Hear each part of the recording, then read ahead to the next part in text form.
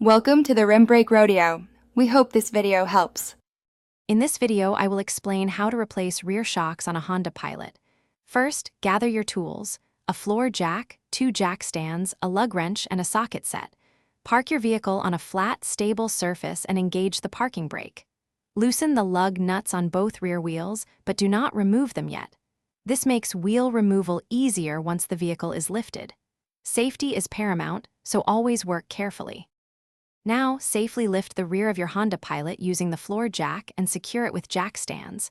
Remove the lug nuts and take off both rear wheels. Place a jack stand under the lower control arm to provide support.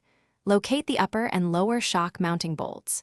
Use the appropriate socket, typically a 17mm, to carefully unbolt and remove these fasteners. You may need a breaker bar for stubborn bolts. Once unbolted, the old shock can be removed. With the old shock removed, it's time to install the new one. Position the new shock into place, aligning the upper mount first. Insert the upper bolt and hand tighten it.